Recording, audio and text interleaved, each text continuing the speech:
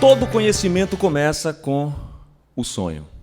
O sonho nada mais é que a aventura pelo mar desconhecido em busca da terra sonhada. Mas sonhar é coisa que não se ensina. Brota das profundezas do corpo como a alegria brota das profundezas da terra. Como mestre, só posso então lhes dizer uma coisa. Contem-me os seus sonhos para que sonhemos juntos. Assim falou Rubem Alves. Senhoras e senhores, bem-vindas e bem-vindos ao Polêmicas Contemporâneas da Universidade de Verão de Lauro de Freitas, Univerão, uma realização da Prefeitura Municipal de Lauro de Freitas e do Grupo de Pesquisa, Educação, Comunicação e Tecnologias da Faculdade de Educação da UFBA. Professor doutor da USP e, com muita honra, professor visitante da UFRB. Ele vai nos falar sobre racismo, o crime perfeito. Sim, senhor Cabelenguê. Com a palavra, à vontade. Bom dia a todas e a todos. Apesar de tudo o que já se falou sobre o racismo, ele continua a ser um dos problemas candentes na história da humanidade. Todos os dias a gente escuta notícias sobre racismo em algum lugar do mundo. Ultimamente, o presidente dos Estados Unidos, Trump, qualificou Haiti, os países africanos, como países de merda, que não devia imigrar dos Estados Unidos, porque são países de merda. Essa fala foi considerada como uma fala racista. No entanto, a questão fundamental que deve se colocar em qualquer momento que se toca a essa questão é, primeiramente, saber o que é racismo, o que nós entendemos por essa palavra que já é corriqueiro nas nossas falas cotidianas. Nós não vamos encontrar na literatura especializada uma única definição, uma única explicação do fenômeno chamado racismo.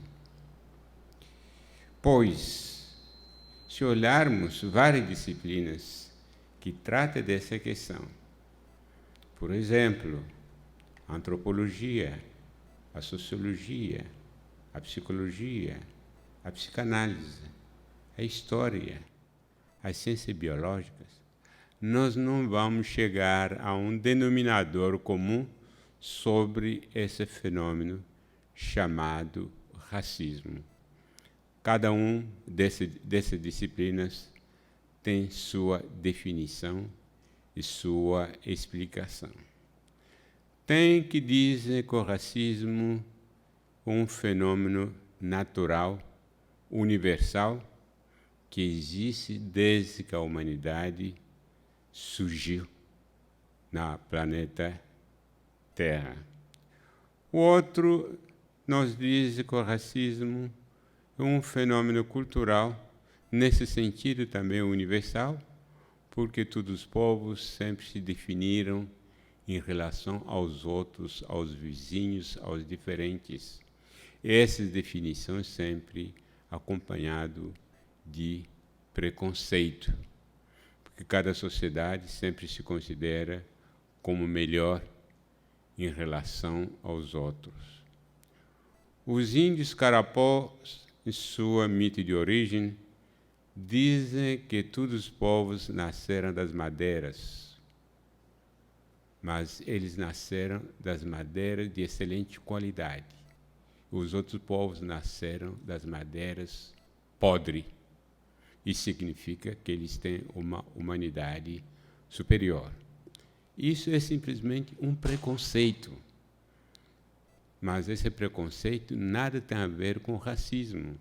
Porque o racismo é uma ideologia. Quando você transforma esse preconceito numa arma ideológica para invadir os outros para dominar, para explorar, você está, atravessou simplesmente a fronteira entre o racismo, entre os preconceitos que fazem parte da história da humanidade. Outros tendências na ciência biológica vão dizer que o racismo é um fenômeno natural. Ele está no nosso DNA. Nesse sentido, cada ser humano, cada sociedade tem seus racistas. E isso é uma definição do racismo que foi criticado, quer dizer que nós não podemos fazer nada, é natural. Não há como lutar contra isso, é uma naturalização do racismo totalmente perigoso. Outros vão dizer que o racismo é um fenômeno histórico, que nasce na modernidade ocidental, a partir da filosofia das luzes, no meado do século XVIII. Então, no meio de tantas definições, nós temos definição, várias pessoas têm definição de dizer exatamente o que é o racismo. E isso prejudica a busca de luta, de soluções, de combate a esse fenômeno que cria tantos problemas na humanidade. Mas, apesar de tudo isso, chega-se a um consenso, porque o racismo, como todas as palavras que terminam com ismos, remete às ideologias. E, nesse sentido, o racismo é simplesmente considerado como uma ideologia essencialista, que hierarquiza a diversidade humana, fazendo uma relação intrínseca entre as diferenças biológicas e as diferenças culturais, intelectuais, morais, de comportamento. Uma relação hierarquizada. Eles vão dizer que os povos que biologicamente, somaticamente são diferentes dos outros, como os povos brancos, que têm uma pele clara, são mais bonitos, mais inteligentes, produziram culturas superiores, têm religiões superiores, Deus que os outros não têm. Os outros povos diferentes, que têm pele mais escura, como os negros ou outros, são inferiores, mais feias, não têm cultura, não têm Deus, não têm religião. Portanto, esses povos podem ser dominados por outros, esses povos superiores, brancos, que têm essa responsabilidade para dominar os outros até para civilizá-los. Isso é um denominador comum. Em nome desse racismo, vários crimes foram cometidos contra a humanidade, na história da humanidade, em relação aos povos considerados não brancos. Crimes foram cometidos contra negros, contra povos indígenas e outros povos não brancos. Em nome do racismo, se cometeu vários genocídios na história da humanidade. Genocídios no continente africano, genocídio dos povos indígenas que foram praticamente exterminados, quase totalmente exterminados. Na história mais recente, uma outra forma de racismo, transformaram os judeus em raças fictícias. E nasceu um genocídio que exterminou, de acordo com a história, cerca de 6 milhões de judeus e cerca de 300, 400 mil ciganos. E esses crimes continuam até agora no nosso cotidiano. Se a gente olhar a sociedade brasileira, as estatísticas mostram hoje que entre os jovens mortos pela violência em nossas periferias, incluída a violência policial, entre 3 jovens mortos nessa violência, pelo menos 2 deles são negros, não são brancos. E isso em nome do chamado, do fenômeno chamado racismo. Nesse sentido, os racismos, de modo geral, cometeram crimes. São todos horríveis. Não há um racismo melhor do que o outro. Mas todos desenvolveram modelo diferente que tiveram dinâmicas diferentes e consequências diferentes. Nos Estados Unidos, desenvolveram um racismo que nós chamamos de sistema Jim Crow, baseado numa única gota de sangue. Basta você ter uma única gota de sangue africano, 99% de sangue europeu, você simplesmente considerado como negro. Um racismo que nós chamamos de racismo de origem. Nos países da América do Sul, encabeçado pelo Brasil, desenvolveram um racismo que nós chamamos de racismo de marca. O que conta não é a sua origem, é a aparência. Se você aparentemente é visto como branco, como pessoa branca, seus 99% o 20% de negro, de indígena, não conta. Você simplesmente é considerado como uma pessoa branca. É um modelo diferente do modelo desenvolvido nos Estados Unidos. No regime nos Estados Unidos, nesse modelo, a imagem do mestiço não existe, porque os mestiços são simplesmente considerados como negro. No sistema do apartheid, que desenvolveram outro modelo, reconhecendo a figura do mestiço como uma figura tampão entre o branco e o negro, o que chama os colours, povo de coros, que tinha alguma regalia que as pessoas totalmente negras não tinham no regime do apartheid. São modelos completamente diferentes, mas cada um, sua dinâmica, teve consequência diferente. No modelo americano, praticado, sobretudo no sul dos Estados Unidos, no sistema de Jim Crow, baseado sobre uma única gota de sangue, esse modelo, um modelo de racismo explícito, institucionalizado pelas leis segregacionistas. Aqui é o meu espaço, meu território, você não passa. Aqui é minha escola, esse hospital não é para negro, é para brancos. O mesmo modelo foi praticado na África do Sul. Mas no Brasil, nosso modelo de racismo não foi explícito. Disseram que aqui é um país de democracia racial. As diferenças se explicam socialmente e economicamente. Basta você ter dinheiro, ter um poder econômico, todas as portas do Brasil estão abertas, como estão abertas ao rei Pelé.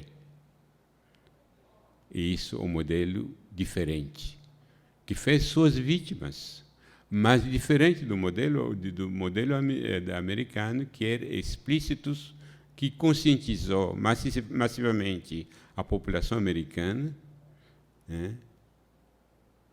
negro e mestiços geneticamente, mas socialmente negros, para se mobilizar contra o racismo, porque esse inimigo era visível. Nosso modelo não. Nosso modelo é difícil saber quem é racista. Você acabou de ser discriminado, você reclama, não. Meu irmão, você que é complexado. Eu não sou racista, não. E esse modelo prejudica a formação da consciência, das vítimas, consciência dos negros, consciência dos cidadãos brancos em relação a um fenômeno tão importante da sociedade brasileira. Esse é o modelo que eu chamei de crime perfeito, porque o racismo à brasileira mata 2 vezes, é como um carrasco. O carrasco mata 2 vezes, a primeira vez, a segunda vez, pelo silêncio. O racismo brasileiro mata fisicamente, mata a consciência das vítimas, mata a consciência dos povos brasileiros, de modo geral, branco e negro, desmobiliza o racismo, e fica difícil você identificar quem é racista na sociedade brasileira. Isso prejudica, é por isso que diz que é um crime perfeito. É como um carrasco que mata 2 vezes, mata fisicamente, mata pelo silêncio, porque um racismo onde as coisas não são ditas, tudo se explica através do mito de democracia racial. A gente viu isso no debate sobre cotas, sobre políticas afirmativas. Dizer, mas cota para quê? Não tem negro no Brasil, todo mundo é mestiço. Cota vai verificar que não tem mais branco, não tem mais negro, não tem indígena, todo mundo é mestiço, mas cota para quê? Nós vamos dividir a sociedade brasileira, nós vamos criar problemas que nunca existiram, graças ao mito de democracia racial. E por isso que eu sempre considerei esse racismo brasileiro como um crime perfeito comparativamente aos outros modelos de racismo que foram desenvolvidos na história da humanidade. Professor, prazer imenso ter o senhor aqui no Polêmica Contemporânea.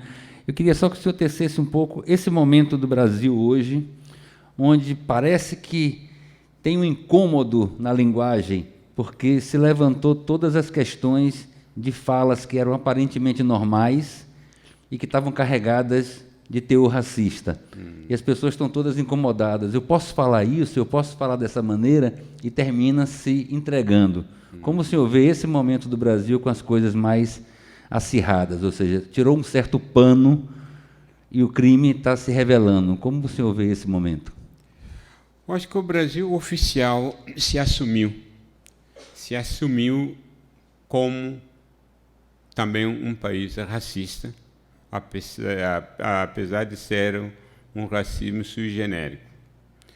Na Conferência Mundial da ONU, organizada na África do Sul em 2001, contra o racismo, a discriminação, a xenofobia, a intolerância relata, o Brasil esteve presente com uma delegação maciça. E no relatório da delegação brasileira, o Brasil se assumiu como um país racista. É por isso que o debate sobre cota começou justamente depois da Conferência de Durban, em 2001. Antes não se falava do racismo na mídia brasileira. Era uma questão simplesmente tratada na academia, entre os estudiosos que se dedicavam a esse tema. Hoje, a sociedade brasileira, de modo geral, pelo menos pessoa mais consciente, confessa que são racismos, que é um problema da sociedade, contra o qual a sociedade deve se mobilizar, mas tem ainda pessoa presa ao mito de democracia racial, o que chama de inércia do mito de democracia racial. O mito foi desconstruído, mas sua inércia continuou, a crença continuou. Tem ainda pessoa, até hoje, não houve no debate sobre cota um livro escrito por um grande jornalista, Ali Kamel, o diretor da TV Globo, que diz que nós não somos racistas, há pouco tempo. E todo debate sobre cota foi desqualificado, dizendo que não faz problema. Estão importando questões americanas que nada tem a ver com a nossa realidade. Somos um país de mestiço. Eu fui praticamente atacado no Estadão de 2009 por Demetrio Manoli, dizendo que eu era um ícone da racialização oficial do Brasil, porque defendia as cotas para negros, que fazia parte de um projeto para destruir os mestiços no Brasil, pelo fato de defender simplesmente as políticas afirmativas para a população negra. Então, o Brasil andou um pouquinho, mas ainda estamos, em grande parte, presos ao mito de democracia racial.